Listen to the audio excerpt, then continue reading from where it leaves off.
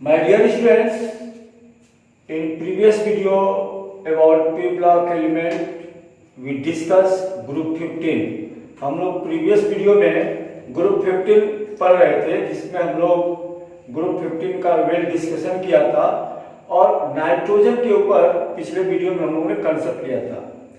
आज की इस वीडियो में हम लोग जो रिमेनिंग नाइट्रोजन का है, नाइट्रोजन के दो कंपाउंड पढ़ रहे हैं, जिसमें एक आपका अमोनिया है और एक नाइट्रिक एसिड। बहुत ही खास हम इस पे अपना फोकस देंगे। अमोनिया क्या है, अमोनिया का प्रिपरेशन कैसे करेंगे, उसकी बेसिकली प्रॉपर्टी क्या होगी, नाइट्रिक एसिड क्या है, उसकी प्रॉपर्टी क्या होगी, उसको कमर्शियल लेवल में हम प्रिपेयर कैसे करेंगे। तो आप हमारे इस वीडियो के साथ अपना जो है सपोर्ट बनाए रखें, आप हमारे पोटेंशियल को बढ़ाएं, आप हमको लाइक सब्सक्राइब करें और हम जो है आपको जो भी मैटर दे रहे हैं, पोटेंशियल जो भी है आपको वेल जो भी एनसीईआरटी का सिलेबस मेंशन है उसके हिसाब से दिया जा रहा है। आप इन सब चीजों को बहुत कायदे से रीड करेंगे और पिछला जो भी वीडियो आपको देखना हो प्लेलिस्ट में वीडियो है, आप वहां से देख सकते हैं। तो चलते हैं हम लोग नाइट्रोजन के कंपाउंड पे। तो नाइट्रोजन का जो हम कंपाउंड पढ़ने वाले हैं वो है अमोनिया। बेसिक चीजें समझे, सबसे पहले बेसिक चीज समझे अमोनिया। अमोनिया क्या है, नाइट्रोजन और हाइड्रोजन का कंबाइंड कंपाउंड है। नाइट्रोजन की वैल्यू 3 है, इसलिए NH3 लिखा हुआ है। अगर हम अमोनिया की बात करें तो अमोनिया की सम अमाउंट जो है एयर में बहुत ही कम थोड़ी मात्रा में ट्रेस अमाउंट के रूप में अमोनिया पाया जाता है। क्यों पाया जाता है? Due to decomposition of urea, जो हमारा ऑर्गेनिक वेस्टेज होता है या जो खेतों में जो सॉइल में हम यूरिया यूज करते हैं। आपको मालूम है कि यूरिया का फार्मूला होता है NH2CO NH2। मान लो सॉइल के साथ जिसमें वाटर है, वाटर के साथ ये मिलके क्या बनाएगा, निश्चित है अमोनियम कार्बोनेट बनाएगा। और ये जो अमोनियम कार्बोनेट होता है ये टूट के हमें देता है, यहां से निकल जाएगा twice NH3 H2O plus CO2। तो हम देखें तो some amount of ammonia present in air due to decomposition of organic nitrogen wastage, जो यूरिया हम यूज करते हैं या यूरिया हमारे यूरिन में भी पाया जाता है। तो ये जो यूरिया है एक अनस्टेबल कंपाउंड अमोनियम कार्बोनेट बनाता है, जो डिकम्पोज होकर के अमोनिया रिलीज करता है और ये बहुत ही ट्रेस अमाउंट में एयर में फ्रीली पाए जाते हैं। लेकिन हम चलते हैं इनका अगर हमको प्रिपरेशन करना होगा तो how can we prepare ammonia in lab. Ammonia को हम लैब में कैसे प्रिपेयर करेंगे? तो अमोनिया को लैब में यानी हमको पढ़ना भी लैब प्रिपरेशन। तो अमोनिया को लैब में प्रिपेयर करने के लिए निश्चित है कि कोई ऐसा हमको अमोनिया से रिलेटेड कोई ना कोई साल्ट या कंपाउंड लेना होगा। तो जनरली पहला मेथड जो लैब प्रिपरेशन में वो है by using ammonium salt. By using ammonium salt. अगर हम अमोनियम साल्ट लेते हैं, जैसे मान हमने ले लिया NH4Cl या हमने ले लिया ammonium sulphate that is NH4 twice SO4। अब हमें इस साल्ट को डिकम्पोज करना है। क्या करना चाहिए? इसके ऊपर अगर हम NaOH डाल देते हैं या यहाँ भी अगर हम NaOH डाल दिए साल्ट को डिकम्पोज करने के लिए, निश्चित है कि हमको बेसिक मीडियम NaOH यूज करेंगे तो ये डिकम्पोज हो जाएगा। क्या बनेगा? आप खुद देखेंगे NaCl बन जाएगा, NH3 निकल जाएगा और क्या बनेगा NaCl और बन जाएगा H2O। इस तरीके से लैब में अमोनिया का स्मेल आपको मिल जाएगा।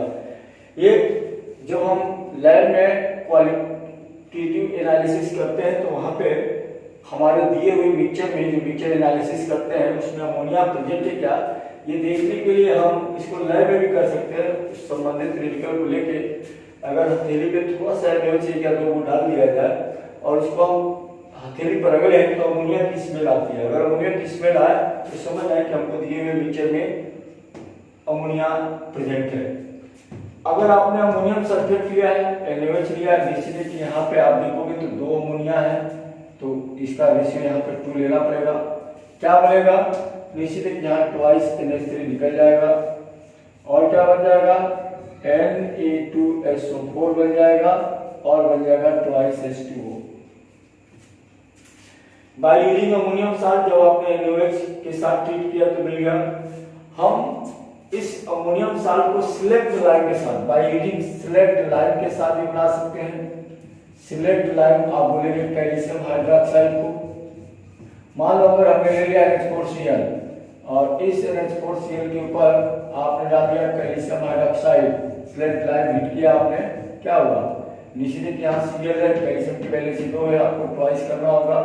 क्या बन जाएगा? ट्वाइस NH3 निकल जाएगा और क्या बनेगा? CaCl2 और बन जाएगा ट्वाइस H2O। और हम कैसे अंदर में बना सकते हैं? तो बाय यूजिंग मेटल नाइट्राइड। अगर हमने मेटल नाइट्राइड ले लिया, जैसे हमने ले लिया Mg3N2 that is magnesium nitride, और इसकी अगर हमने हाइड्रोलिसिस कर दिया, निश्चित है कि यदि हाइड्रोलिसिस का मतलब अगर आप सिंपल समझो तो हम H2O को HOH लिख सकते हैं। NH को पकड़ने वाला है, MgOH को पकड़ेगा, Mg3 है, Mg की वैल्यू से 2 होती है, तो निश्चित है कि 3 2 या 6 OH को कब पकड़ेगा? जब यहाँ आप 6 लिखे रहोगे तो इसका 6 OH से क्या बनाएगा? 3 MgOH ट्वाइस बन जाएगा और क्या निकल जाएगा? Twice NH3। तो ये जो भी हमने मेथड पढ़ा, ये था हमारा लैब प्रिपरेशन ऑफ अमोनिया। हमने देखा कि अमोनियम साल्ट को लेकर के उसके ऊपर NaOH डाल दिया जाए या सिलेक्ट लाइम डाल दिया जाए या मैग्नीशियम नाइट्राइड को हाइड्रोलाइज किया जाए तो we can prepare ammonia in lab. But commercial preparation ammonia का काफी इंपॉर्टेंट है। कमर्शियल प्रिपरेशन चूंकि अमोनिया एक इंपॉर्टेंट कंपाउंड है, एक इंपॉर्टेंट रॉ मटेरियल है फर्टिलाइजर के लिए, तो कमर्शियल इसका प्रोडक्शन हम करते हैं हेबल प्रोसेस के द्वारा। हेबल प्रोसेस में हमको अगर अमोनिया बनाना हो तो बनाते कैसे हैं?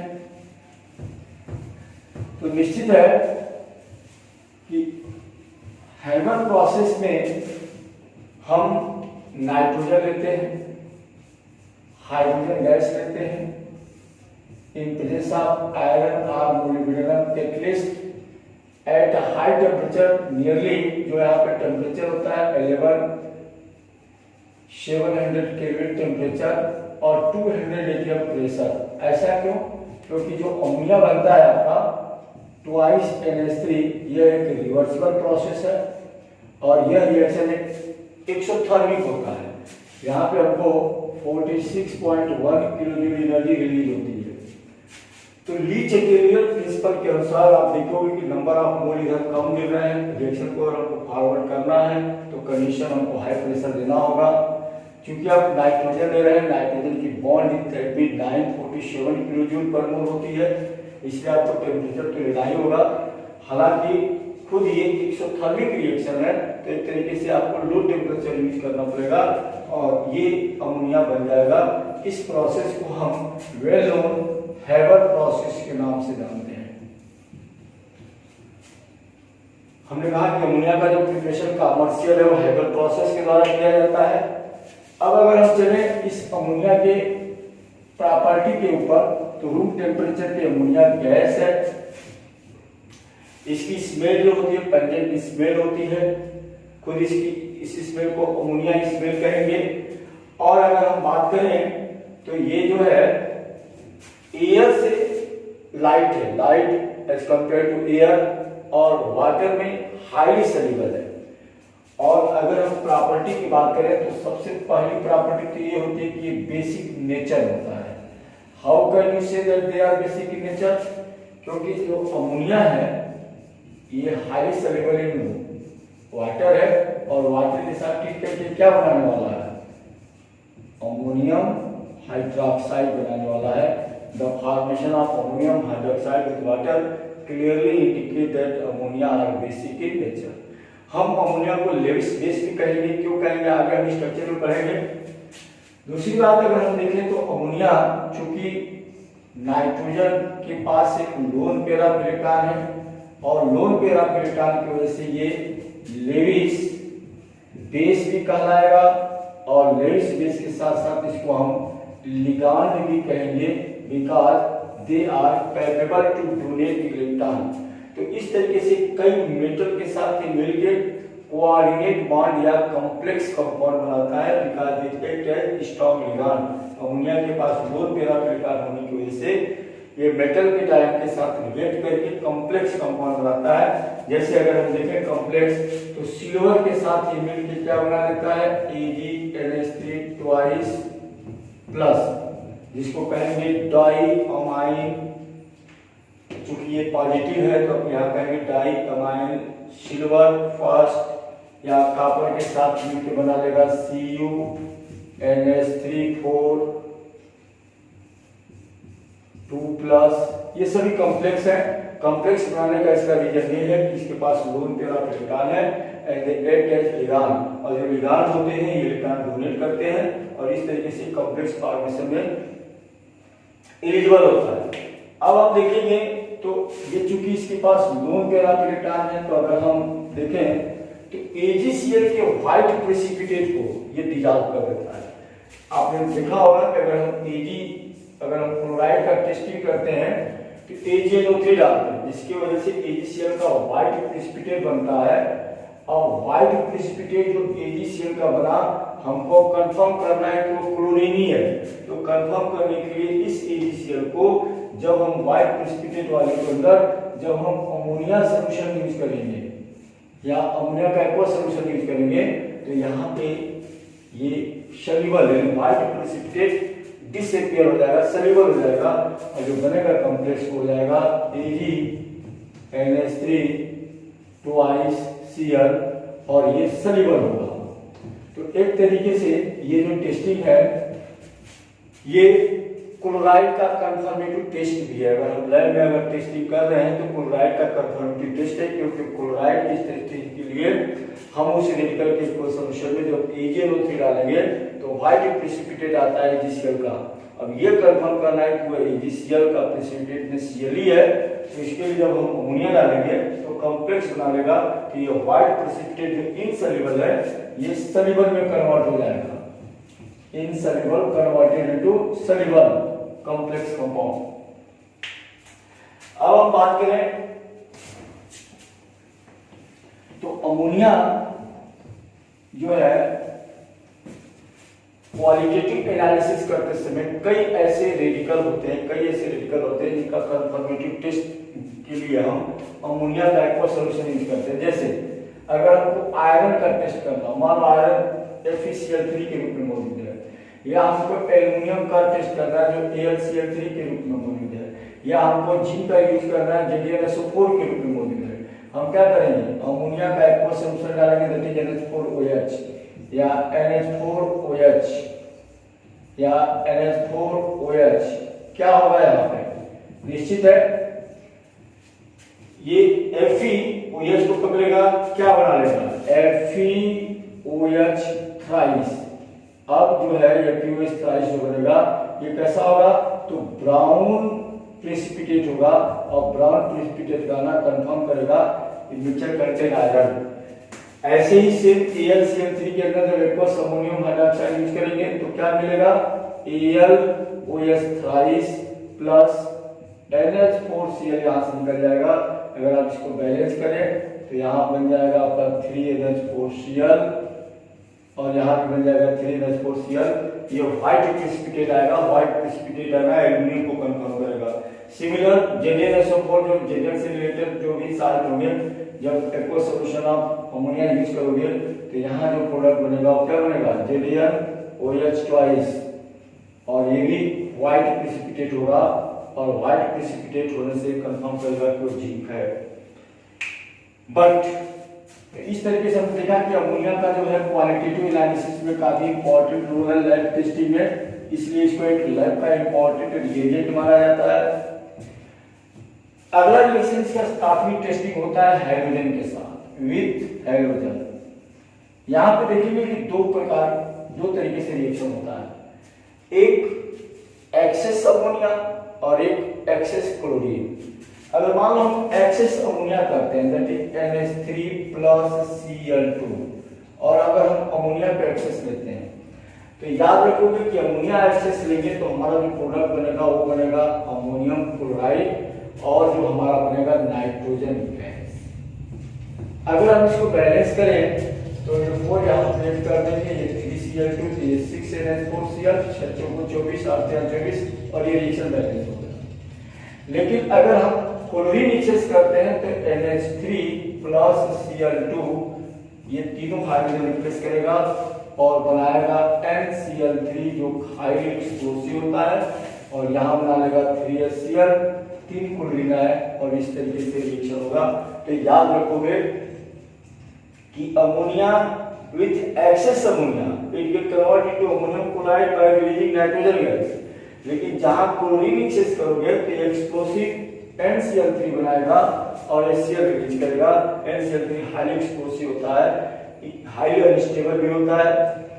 अब हम देखें अमोनिया की ऑक्सीडेशन से क्या होता है। लास्ट रिएक्शन ऑफ अमोनिया का देखेंगे, ऑक्सीडेशन ऑफ अमोनिया। तो ये काफी इंपॉर्टेंट है ऑक्सीडेशन ऑफ अमोनिया, क्योंकि अमोनिया ऑक्सीडाइज होकर के NO बनाता है जो पोस्ट-वाल प्रोसेस में एक तरीके से यूज किया जाता है नाइट्रिक एसिड बनाने में। तो अगर हम उस रिएक्शन को देखें तो NH3 एयर के साथ रिएक्ट करेगा, क्या बनाएगा आपका NO नाइट्रिक ऑक्साइड या नाइट्रोजन मोनोऑक्साइड और निकालेगा H2। अगर हम रिएक्शन को बैलेंस करें, मान लो यहाँ अगर आप 2 लिखते हो तो ये 2NO हो गया, 2 3 6 3H2O हो गया। तो यहाँ पे देखोगे तो 3 और 2 5 ऑक्सीजन है। अगर यहाँ 5 लिखते हो तो ये 10 हो जाएगा।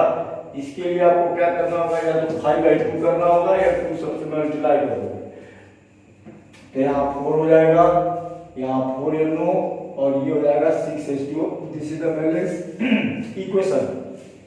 तो अमोनिया ऑक्सीडाइज से क्या देगा, NO देगा और यही NO हम यूज करते हैं पोस्ट-वाल प्रोसेस में नाइट्रिक एसिड बनाने में। अब हम देखें तो अमोनिया एक लैब के लिए इंपॉर्टेंट रिएजेंट है। अमोनिया हम कूलिंग एजेंट के रूप में भी यूज करते हैं। अमोनिया फर्टिलाइजर बनाने में एक रॉ मटेरियल का रोल अदा करता है। अमोनिया पॉलीमर इंडस्ट्री में रेयान को प्रिपेयर करने में यूज किया जाता है और अमोनिया लैब में तमाम क्वालिटेटिव जो रेडिकल एनालिसिस करते हैं उसमें यूज किया जाता है। अब हम फाइनली पढ़ेंगे, हमसे कभी कोई पूछेगा कि अमोनिया का स्ट्रक्चर क्या होता है।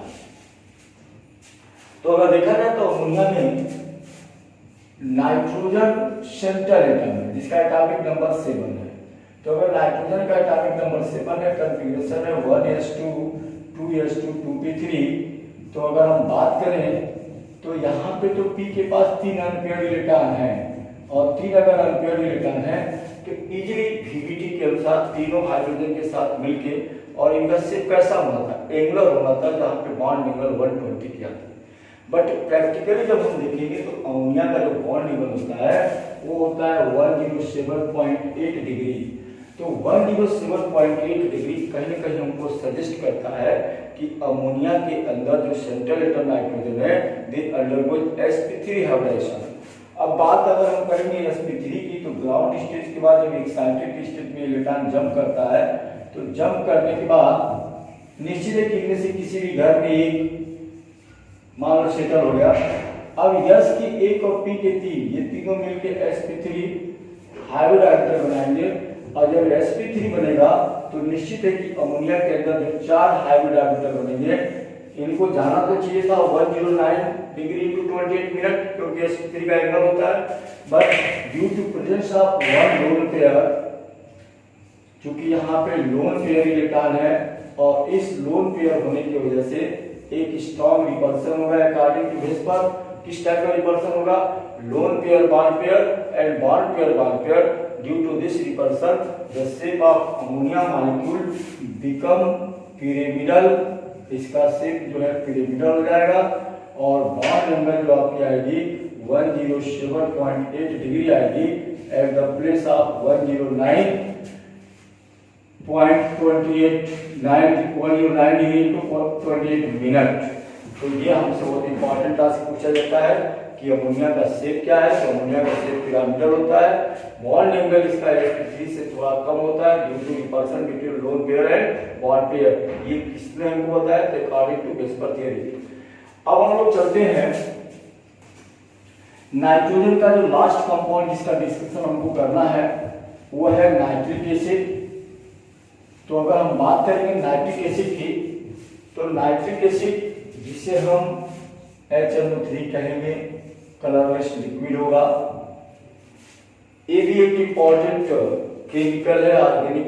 ये जो भी इम्पॉर्टेंट है इनऑर्गेनिक केमिकल है, इनऑर्गेनिक एसिड करते हैं इसे, और ये कई कंपाउंड को बनाने में रॉ मटेरियल के रूप में यूज होता है। अब अगर हम बोले तो नाइट्रिक एसिड को अगर हमको बनाना है तो लैब में हम इसे कैसे बनाएंगे? हालांकि कमर्शियल प्रोडक्शन इसका ओस्टोल प्रोसेस के द्वारा करते हैं।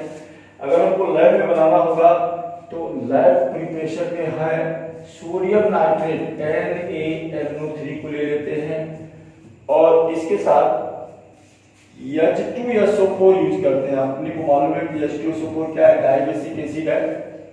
डाइबेसिक एसिड होने की वजह से हमारा जो प्रोडक्ट बनता है, एक बनता है NaHSO4 और एक बन जाता है HNO3।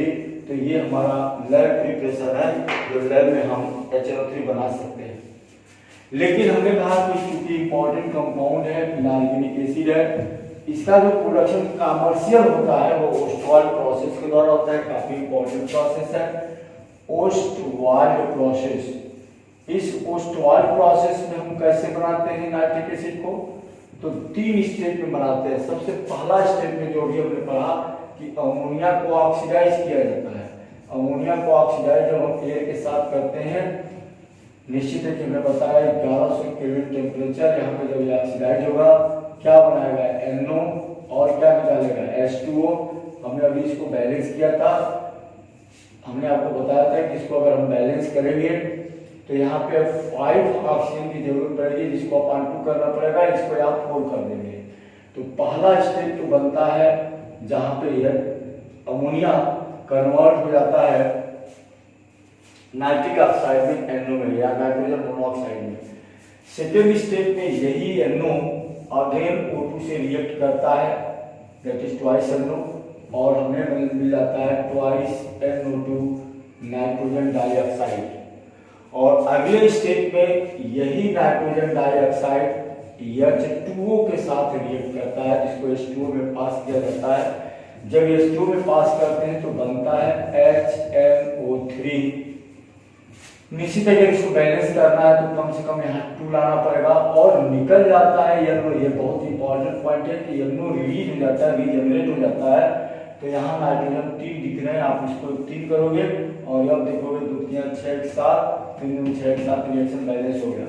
तो by Ostwald process nitric acid commercially prepared in 3 step. First step ammonia oxidised in NO, second step NO again react with air converted into nitrogen dioxide, and in third step nitrogen dioxide passing in water produce nitric oxide।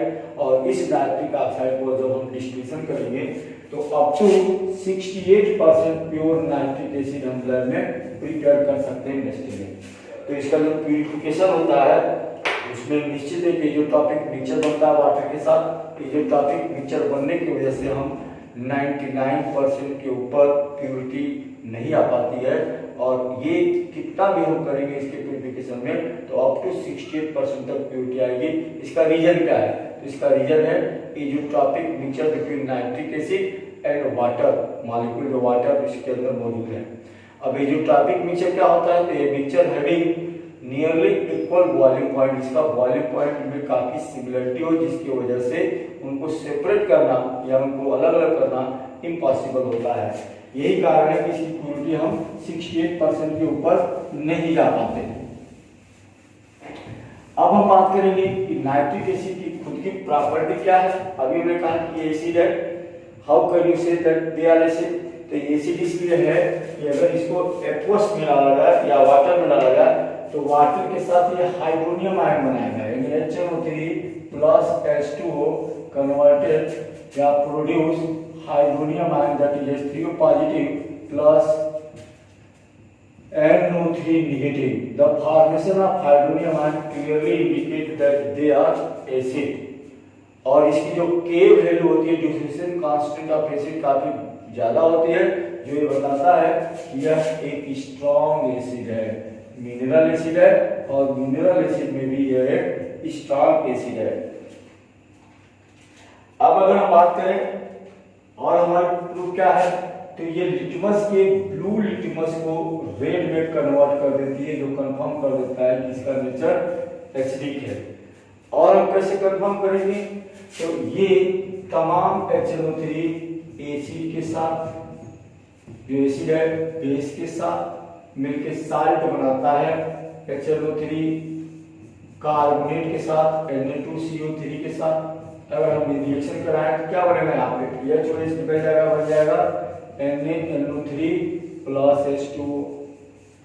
यहाँ क्या बनेगा, क्योंकि Na2 है तो आप इसको कर दो Na2CO3 है, ये HNO3 है, तो यहाँ बन जाएगा आपका, इसको ट्वाइस कर दो, twice NaNO3 plus H2O plus CO2। तो the formation of salt with base clearly confirm that they are acid in nature। यानी ये वाटर के साथ हाइड्रोनियम आयन प्रोड्यूस करता है, लिटमस के ब्लू कलर को रेड में बदलता है, एसिड या ये बेस के साथ या सोडियम कार्बोनेट के साथ या बाइकार्बोनेट के साथ मिलकर साल्ट बनाता है, और ये प्रॉपर्टी क्लियरली इंडिकेट करता है कि they are acidic in nature, mineral acid है, स्ट्रॉन्ग एसिड है। अब अगर हम देखें तो इसका जो है रिएक्शन मेटल के साथ क्या होता है, बहुत इंपॉर्टेंट रिएक्शन है, मेटल के साथ इनका रिएक्शन कैसा होता है। तो अगर हम बात करें मेटल की, तो मेटल के साथ इनका रिएक्शन विथ मेटल, बहुत कायदे से आप ध्यान दोगे, काफी इंपॉर्टेंट रिएक्शन है। विथ मेटल इनका रिएक्शन क्या होता है, तो मेटल के साथ इनका रिएक्शन डिपेंड करता है मेटल की रिएक्टिविटी पे, डिपेंड करता है एसिड के कंसंट्रेशन पे, एसिड डाइल्यूट है या कंसंट्रेट है, तो कई बातों पे, कई फैक्टर पे डिपेंड करता है, और इस वजह से इनके जो प्रोडक्ट होते हैं अलग अलग कंडीशन में अलग अलग बनते हैं। जैसे अगर हम बात करें तो ये जितने भी एक्टिव मेटल है उनसे तो रिएक्ट करेगा, लेकिन ये जो आइडियल मेटल है, लेकिन प्लैटिनम या गोल्ड के साथ रिएक्ट नहीं करेगा। इसके रिएक्टिविटी का तरीका क्या होगा, तो जरा तरीका को हम समझेंगे तो ध्यान देंगे कि अगर आप कंसंट्रेट नाइट्रिक एसिड लेते हो, तो concentrate nitric acid strong oxidising agent होता है। क्या बिहेव करता है, तो कंसंट्रेट नाइट्रिक एसिड ये टूट के, याद रखोगे जब ये टूटता है तो ये देता है NO2 और क्या देगा H2O। आप देखोगे तो ये 4 और ये 5 यहाँ 6 है, और एक नेसेंट ऑक्सीजन पैदा करेगा जब ये कंसंट्रेट रहेगा। लेकिन जब ये डाइल्यूटेड रहेगा तो फिर क्या करेगा, तो डाइल्यूटेड जब ये रहेगा, इनके साथ डाइल्यूटेड, तो ऐसी स्थिति में ये बनाएगा NO2 और बनाएगा NO, आपने ट्वाइस ले लिया है, और बनाएगा आपका H2O। तो आपका हो गया ये 2 1 3 4 6। तो यहाँ पे जब अगर डाइल्यूटेड है तो निश्चित है कि डाइल्यूटेड की स्थिति में इसका जो रिएक्टिविटी होगा, अगर ये डाइल्यूटेड है तो ऐसी स्थिति में यहाँ पे नेसेंट ऑक्सीजन का पैदा करेगा। तो हम देखेंगे कि अगर डाइल्यूटेड हो तो यहाँ पे 2 बना देगा, और क्या बनाएगा H2O बनाएगा, और क्या करेगा 2 1 3 और ये 6, तो 3 नेसेंट ऑक्सीजन पैदा करेगा। इसका मतलब कि कंसंट्रेट नाइट्रिक एसिड के कंपेयर में जो डाइल्यूट नाइट्रिक एसिड है ये स्ट्रॉन्ग ऑक्सीडाइजिंग एजेंट है। ये आप अपने दिमाग में रखोगे, क्योंकि ये जो रिएक्शन बता रहा है कि अगर वो कंसंट्रेट है तो 1 नेसेंट ऑक्सीजन रिलीज करेगा, अगर वो डाइल्यूट है तो 3 नेसेंट ऑक्सीजन करेगा। इसका मतलब diluted nitric acid are strong oxidising agent as compare to concentrated. तो हमने देखा कि जो एसिड के साथ इसके रिएक्शन है वो डिपेंड करेंगे कि किस टाइप का उसका नेचर है, मेटल का क्या नेचर है, किस प्रकार का आपने कंडीशन यूज किया है। तो चलते हैं इसके कुछ मेटल के साथ रिएक्शन पे, जिसमें हम देखेंगे पहला कि इसका रिएक्शन जिंक के साथ क्या होता है। तो अगर हम बात करेंगे जिंक के साथ रिएक्शन की, तो अगर मान लो हमने जिंक ले लिया और HNO3 लिया और हमने कंसंट्रेट लिया, अब यहां समझोगे, तो कंसंट्रेट लिया तो निश्चित है कि अगर आप कंसंट्रेट लोगे तो ये HNO3 अगर रहेगा तो ये क्या बनाएगा, तो HNO3 दो मॉलिक्यूल रहेगा, ये टूट के क्या बनाएगा, NO3 बनाएगा और NO2 बनाएगा। तो जब NO3 और NO2 बनाएगा और क्या निकलेगा, H2O, और यहाँ से ऑक्सीजन कितना रिलीज करेगा, 1। तो निश्चित है कि जेडीएन किसको पकड़ने वाला है, NO3 को। तो क्या बनाने वाला है, जेडीएन NO3 का होल ट्वाइस। जी की वैल्यू 0 होती है, तो NO3 दो मॉलिक्यूल से एक बन रहा है, तो निश्चित है कि 4 रहेगा तब जेडीएन NO3 ट्वाइस बनेगा, और क्या बन जाएगा, तो निश्चित है कि ये 2 हो गया तो बन जाएगा 2NO2 2H2O, और इस तरीके से ये रिएक्शन होगा। हम देखेंगे कि जिंक जो है ये जब रिएक्ट करेगा कंसंट्रेट नाइट्रिक एसिड से, तो प्रोडक्ट होगा जेडीएन NO3 का होल ट्वाइस, और यहां से निकल जाएगा आपका NO2 और H2। लेकिन यही जिंक जब डाइल्यूटेड HNO3 से रिएक्ट करेगा, अब यहां ध्यान दोगे, अगर डाइल्यूटेड से रिएक्ट करेगा तो यहां nitrous oxide laughing gas release होगा। तो उसके लिए आपको रिएक्शन कैसे लिखना होगा, तो निश्चित है कि जिंक जब डाइल्यूटेड HNO3 से रिएक्ट करेगा तो ये बनाएगा जेडीएन NO3 का होल ट्वाइस, और यहां पे याद रखोगे कि अगर आपने 2 लिया है तो 2H रिलीज करेगा। अब ये जो 2H रिलीज करेगा तो ये जो है 4 टाइम्स, तो 4 टाइम्स के लिए आपको यहाँ 4 लिखना पड़ेगा, और ये आपका फिर 8 हो जाएगा, और ये बन जाएगा 4 जेडीएन NO3 ट्वाइस, और ये आपका हो गया 8H। अब ये जो 8H है, ये 8H 2HNO3 से रिएक्ट करेगा, ठीक है। तो 8H और 2H ये कितना हो जाएगा, तो निश्चित है कि 8H और 2H ये हो गया 10, तो ये बन जाएगा 5H2O, और ये बन जाएगा यहां से N2O। तो अब अगर हम टोटल ओवरऑल को जोड़ देंगे तो मिलेगा हमारा 4 जेडीएन प्लस 10 HNO3 एरो 4 जेडीएन NO3 का whole twice plus N2O plus 5H2O। तो याद रखोगे कि अगर जिंक कंसंट्रेट नाइट्रिक एसिड से रिएक्ट कर रहा है तो NO2 रिलीज करेगा, जिंक नाइट्रेट बनाएगा। लेकिन वही जिंक अगर डाइल्यूटेड HNO3 से रिएक्ट कर रहा है तो नाइट्रेट बनाएगा, लाफिंग गैस निकालेगा, और रिएक्शन का पैटर्न ये होगा। चलते हम लोग कॉपर के साथ इसका रिएक्शन कैसा होगा।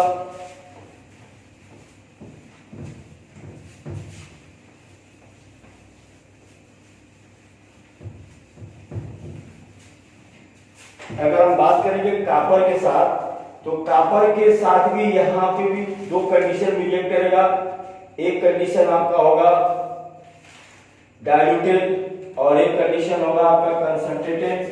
तो अगर हम बात करें कॉपर के साथ, तो अगर कॉपर के साथ कंसंट्रेट नाइट्रिक एसिड अगर रिएक्ट कर रहा है, दैट इज कंसंट्रेट, तो अभी हमने क्या कहा, कॉपर की भी वैलेंसी 2 होती है, क्या बनाएगा, CuNO3 का होल ट्वाइस। अब हमने कहा कि 2HNO3 अगर रहेंगे तो 2HNO3 अगर टूटेंगे तो बनाएंगे NO3 प्लस NO2। यहाँ चूंकि 2 आ रहा है तो आपको 4 लिखना होगा, और फिर क्या निकल जाएगा, 2NO2 निकल जाएगा और ट्वाइस H2।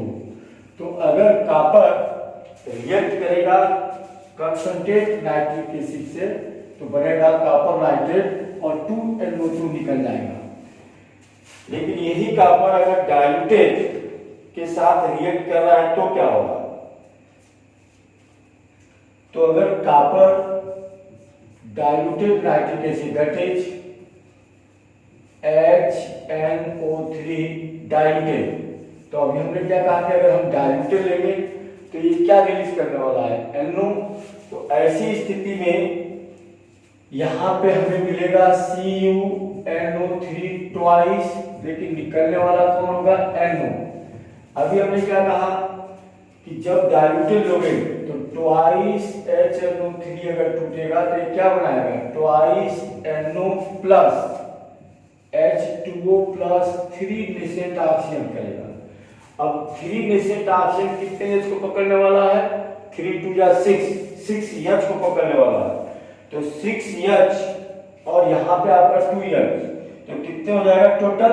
तो निश्चित है कि 3 नेसेंट ऑक्सीजन है, आपको 3 कर लोगे, तो जब 3 लिखोगे तो 3Cu प्लस यहाँ पर हो जाएगा 8HNO3 एरो 3CuNO3 का होल ट्वाइस प्लस ये आपका हो गया तो 6, तो यहाँ पे लिखोगे ट्वाइस NO प्लस 4H2O। तो आप ध्यान दोगे कि अगर हम डाइल्यूटेड लेंगे तो NO निकलेगा कॉपर के साथ, और अगर हम कंसंट्रेट लेंगे तो वहां पे हमको क्या मिलेगा? NO2 मिलेगा। ये बेसिक डिफरेंस है। अब हम चलते हैं, इसका जो ऑक्सीडाइजिंग नेचर है वो नॉन मेटल के साथ कैसा है। तो अभी हमने कहा कि नॉन मेटल के साथ इसका रिएक्शन कैसा होगा। नॉन मेटल में आपको पढ़ना है कि आयोडीन के साथ क्या होगा।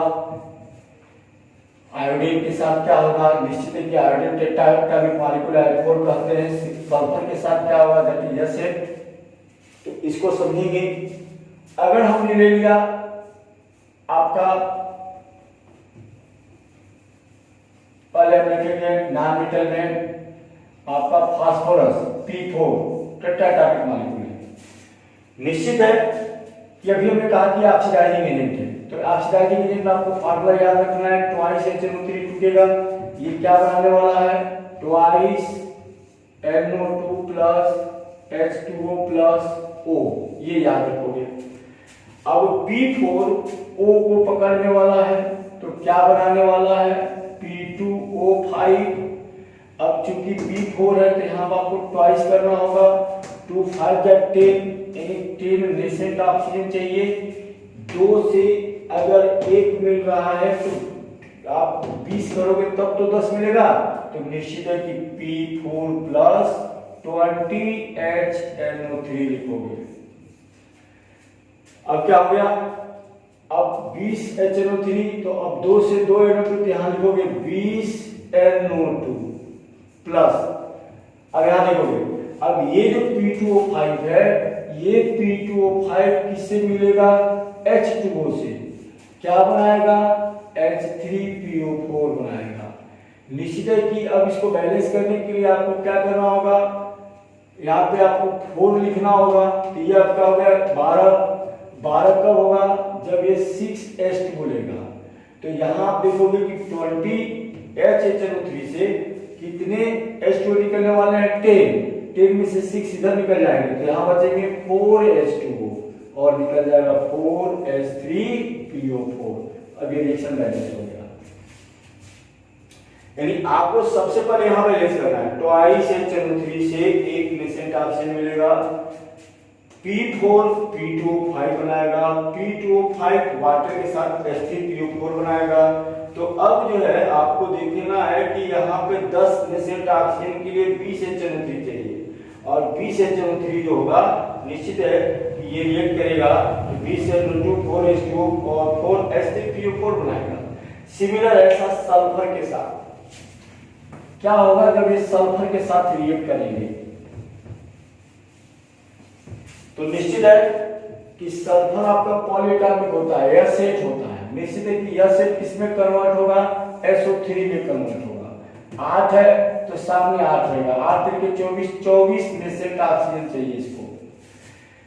और ये जो SO3 होगा एक H2O को पकड़ेगा। निश्चित है कि 8 SO3 है तो 8 H2O को पकड़ेंगे। क्या बनाएंगे? 8 H2SO4। ये हमारा रिएक्शन का फंडा होगा। अब 24 नेसेंट ऑक्सीजन के लिए HNO3 कितने चाहिए? 48 चाहिए। तो अब सीधे रिएक्शन लिखोगे S8 plus 48 HNO3 gives what? तो निश्चित है कि 8 H2SO4 प्लस 48 NO2 प्लस, अब दूसरे की 24 H2O चाहिए तो 24 में से 8 H2O तो ये ले लिया है, तो यहाँ लिख दोगे 16 H2O, and is the balance equation. तो इस तरीके से अगर हमको नाइट्रिक एसिड का ऑक्सीडाइजिंग एक्शन मालूम है तो you can easily balance the reaction, वहां आपको वैल्यू रखने की जरूरत नहीं। अब हम लोग चलते हैं कि ये जो नाइट्रिक एसिड होता है इसका स्ट्रक्चर क्या होता है, तो हम चलते हैं इसके स्ट्रक्चर पे। तो अगर हम देखें तो इसका जो स्ट्रक्चर होता है प्लेनर स्ट्रक्चर होता है। इस स्ट्रक्चर की अगर हम बात करें तो इसमें जो नाइट्रेट होता है वो एक रेडियोटिक स्ट्रक्चर डेवलप करता है। इसका जो स्ट्रक्चर होता है प्लेनर स्ट्रक्चर होता है, ये O है, यहाँ N O O H, ये जो आपकी एंगल होती है ये 102 डिग्री की होती है। ये जो बॉन्ड लेंथ होता है 96 पिकोमीटर का होता है, ये 140.6 पिकोमीटर का होता है, ये एंगल 130 डिग्री का होता है। और अगर हम देखें तो यहाँ पे जो टूट के जो NO3 देता है, NO3 का जो स्ट्रक्चर होता है वो रेजोनेंस एग्जिस्ट करता है। कैसे? तो आपका NOO निश्चित है कि यहाँ पे आपका निगेटिव, अब ये जो निगेटिव चार्ज हुआ निश्चित है कि अब ये HNO3 है। अब यहाँ पे जो इसका रेजोनेंस बनेगा तो इस रेजोनेंस में आप देखोगे कि इनका जो रेजोनेटिव स्ट्रक्चर होगा, अब अगर बॉन्ड को यहां ले जाते हो तो N डबल बॉन्ड हो, या बॉन्ड को यहां लाते हो तो रेजोनेटिव स्ट्रक्चर इसका हो जाएगा इस तरीके से। तो इनका जो रियल स्ट्रक्चर जो रेजोनेंस हाइब्रिड होता है वो स्ट्रक्चर का रेजोनेंस हाइब्रिड हम ऐसे इंडिकेट कर सकते हैं और इसको यहाँ माइनस दिखा सकते हैं। तो हम कहेंगे कि नाइट्रिक एसिड अनस्टेबल है, ये अपने आप को स्टेबल करने के लिए रेजोनेंस स्ट्रक्चर देता है। और नाइट्रिक एसिड एक इंपॉर्टेंट लैब केमिकल है, लैब रिलेटेड, जिसका यूज हम वेरियस एनालिसिस में करते हैं। इसके यूज से हम कई प्रकार के केमिकल को प्रिपेयर करते हैं। और इस तरीके से आज के इस वीडियो से हम लोग का जो है नाइट्रोजन जो ग्रुप हम पढ़ लेते हैं, ग्रुप 15 पढ़ लेते हैं, उसका डिस्कशन कंप्लीट हुआ। मिलते हैं हम लोग नेक्स्ट वीडियो में जब हम स्टार्ट करेंगे अगला ग्रुप 16। Okay, thanks.